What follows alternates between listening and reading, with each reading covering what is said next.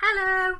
So I get so many questions about how to raise finance. I think it is the number one thing people inbox me about, because obviously my story is I started with nothing. I have purchased over 30 properties in the last few years. I've raised 1.7 million in cash. So when I say that, I don't mean mortgages, I don't mean bridging loans. I mean physically normal people, just private investors that are not banks. They are just ordinary people that you will come across every day in your normal life. So obviously people say, gosh, how have you done it? Like, what's the secret? So I'm going to just try and share with you as much sort of wisdom as I can, and sort of my tips and how I've done that, and sort of the way that I work with people. So I've got some questions written down that sort of the most common, frequently asked questions that I get. So the first one is just people just say, how do you raise finance? So the way that it's sort of changed over the years, but certainly when I started, I would keep it really, really simple, and I focused on finding really good discounted property deals. So that's key. Certainly in the model, the way that I invest in property is I buy properties that are really run down, I pick them up nice and cheap, and I add value.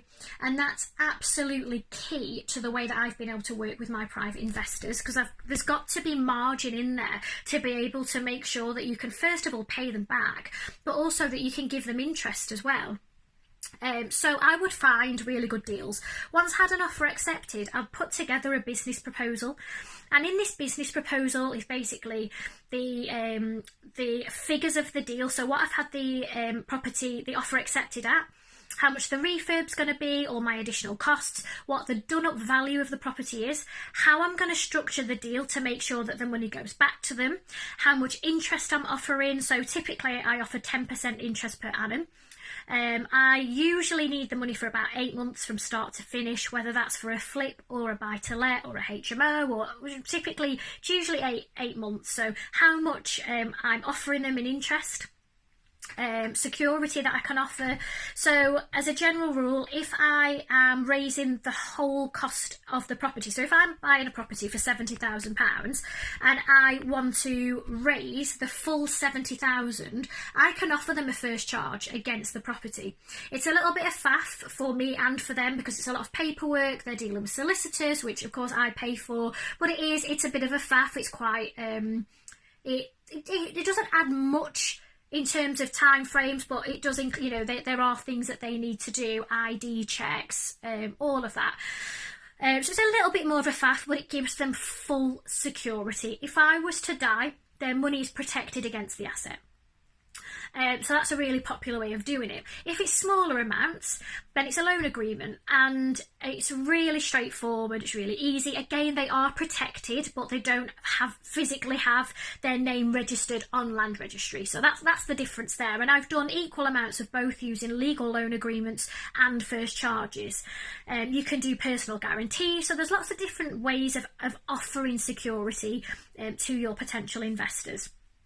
I also, in my business proposal, I will do a first exit strategy and a second exit strategy to make sure that they know they are protected, and that if anything goes wrong, I've got a backup plan in place. So what you're doing here with a business proposal, you're offering a really professional service. So it's not, I think what people in their mind think is you go around with a begging bowl being, can I have 50 grand? And it isn't that at all. It actually, what I quite liked about this is it separates you from them. So you're not saying, can you lend me this cash? You are saying, would you like to invest in this property deal? They're investing in the property. They're not necessarily investing, they're investing in you as a business, but they're not just giving you cash. They are investing it into a specific deal. So they know where the money's, what the money's used for. Some people have a real active interest. They want to see pictures of the refurb. Typically not, though. Most people just want to give me the cash and get the interest, and they're busy working, or they've got other interests. So that's the first thing, starting out. So a lot of people say, how do you raise the money when you're first starting out? And I definitely understand that fear. But what you've got to remember is everybody starts from the same position. So everyone has that point of, that first property deal.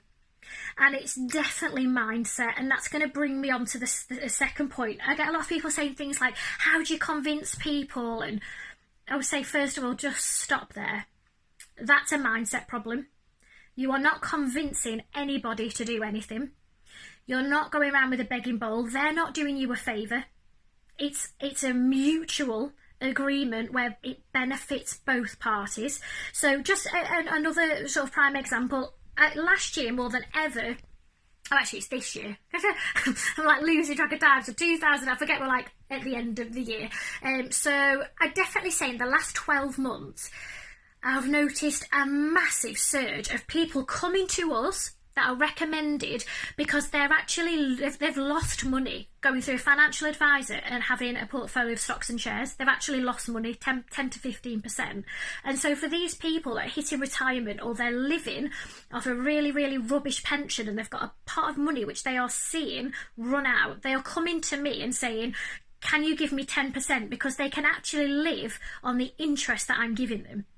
That's a massive mutual beneficial agreement for both myself and for them as well. So it's a mindset of knowing that you are offering something fantastic to people. So typically what I find is you're looking for not everyone's going to get this, and not everyone's going to want to invest in your business. That's fine. You don't need everybody to do it. When people are too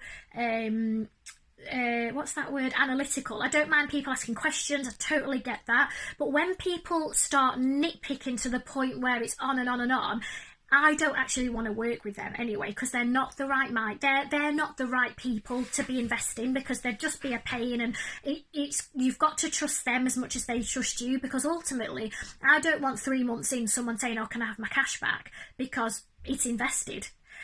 So I've got to trust them just as much as they trust me with this cash. So I'm definitely I'm looking for the right people just as much as they're looking to work with someone with integrity. So it's definitely a mindset shift of, if just as soon as you do this, you realise there is so much money out there, and it's so easy to raise finance if you're credible. If you can find property deals, you will raise cash time and time and time again, because it's as simple as this. People want to make money, and we have got a retired population now with rubbish, really rubbish pensions, and we're living in a world where the cost of living is going up. People are getting really rubbish returns on the savings, stocks and shares aren't performing. So actually you're providing a fantastic solution for people that are quite clueless of how to get good returns on their cash. So totally change that mindset from, you're not convincing anyone. If you have to go down the road of convincing, they're not the right people. It's as simple as that. Move on, because there are people, I can guarantee, lined up looking for professional property investors that they can work with and have a long-term relationship with, to do these property deals. So that's fine. They are everywhere. Where to find angel investors? Okay, so to begin with, certainly, it's people that you know. And the thing is, especially in the UK, we don't talk about money. You have not got a Scooby who has money and who doesn't. A lot of the time people think, these people have got to be multi-millionaires, and they're thinking of people that, I know so-and-so, he's a millionaire and he lives out in Australia. Sometimes that person isn't going to lend to you because they're good at making money themselves. They don't need to invest with you. They've already got a system that works for themselves. Sometimes it is the family friend that you've known since you were tiny. You've known them for the last 30 odd years, and they've got a pot of 100,000 and they'd like to give you 50.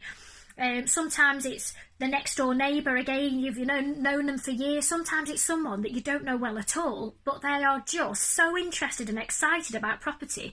They don't have time to do it themselves. They want good returns, and they're just dead eager to be involved somehow, and they'll give you their cash if you give them an update on how it's going. There's all different types of people. So it's to begin with nearest and dearest.